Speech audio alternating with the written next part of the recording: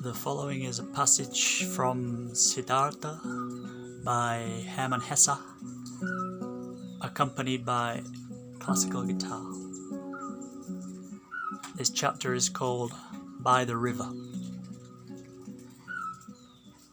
Siddhartha walked through the forest, was already far from the city, and knew nothing but that one thing, that there was no going back for him, that this life, as he had lived it for many years until now, was over and done away with, and he had tasted all of it, sucked everything out of it, until he was disgusted with it. Dead was the singing bird he had dreamt of.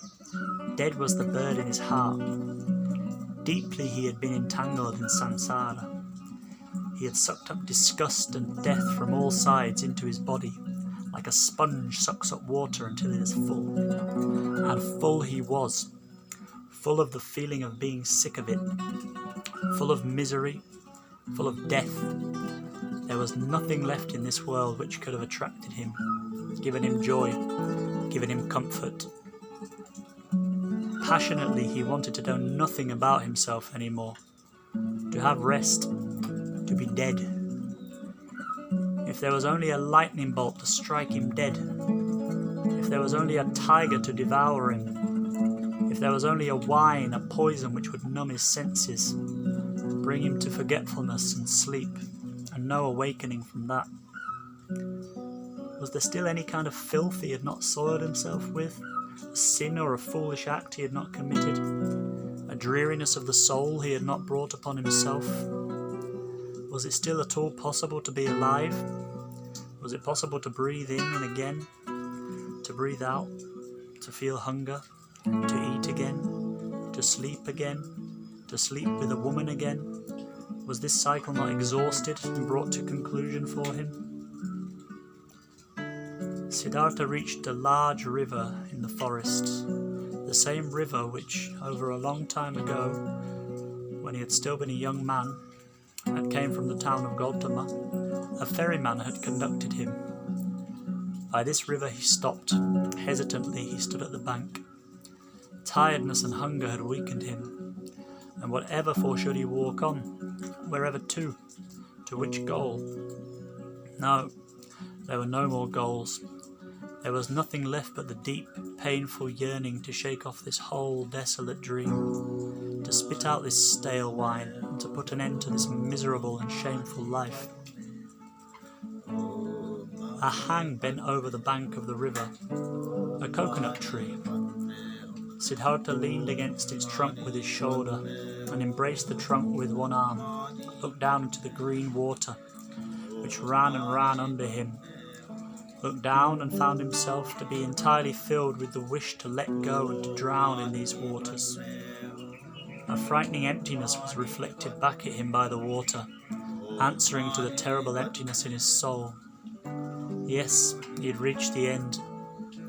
There was nothing left for him except to annihilate himself, except to smash his failure into which he had shaped his life, to throw it away before the feet of the mockingly laughing gods. This was the great vomiting he had longed for. Death, the smashing to bits of the form he hated. Let him be food for fishes, this dog, Siddhartha. This lunatic, this depraved and rotten body, this weakened and abused soul. Let him be food for fishes and crocodiles. Let him be chopped to bits by the demons.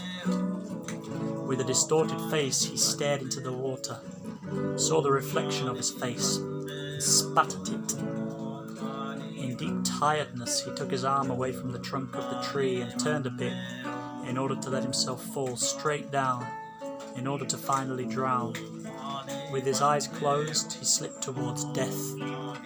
Then, out of remote areas of his soul, out of past times, his now weary life, a sound stirred up.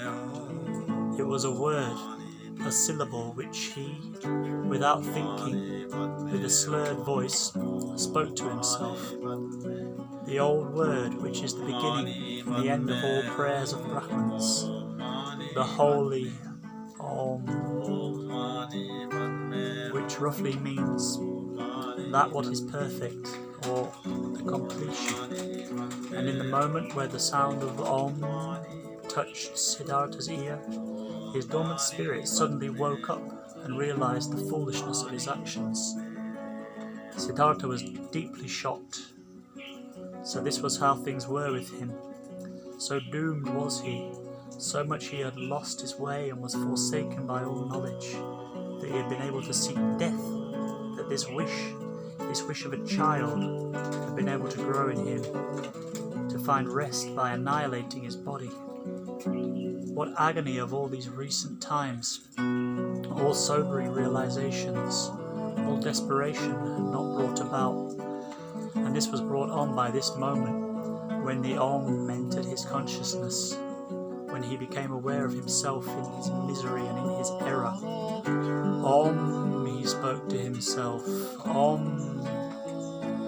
And again he knew about Brahman, knew about the indestructibility of life, knew about all that is divine, which he has forgotten.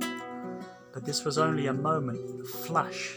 By the foot of the coconut tree, Siddhartha collapsed, struck down by tiredness, mumbling Om, placed his head on the root of the tree and fell into a deep sleep. Deep was his sleep, and without dreams. For a long time he had not known such a sleep anymore. When he woke up after many hours, he felt as if 10 years had passed. He heard the water quietly flowing. He did not know where he was and who had brought him here. Opened his eyes and saw with astonishment that there were trees and the sky above him. And he remembered where he was and how he got here. But it took him a long while for this, and the past seemed to him as if it had been covered by a veil, infinitely distant, infinitely far away, infinitely meaningless. He only knew that his previous life, in the first moment when he thought about it, this past life seemed to him like a very old previous incarnation, like an early pre-birth of his present self. That his previous life had been abandoned by him, that, full of disgust and wretchedness, he had even intended to throw his life away, but that by a river, under a coconut tree, he has come to his senses, the holy word Om on his lips. But then he had fallen asleep and now woken up and was looking at the world as a new man.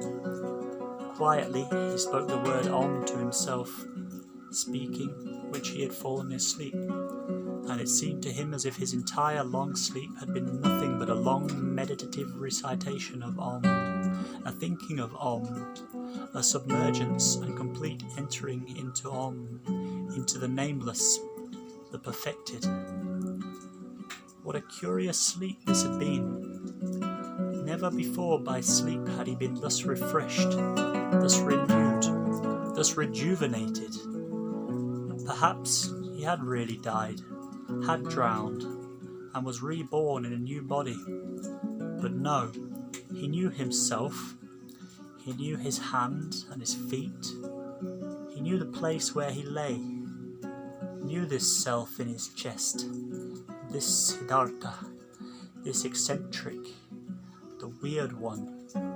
But this Siddhartha was nevertheless transformed, was renewed, was strangely well rested, strangely awake, joyful and curious.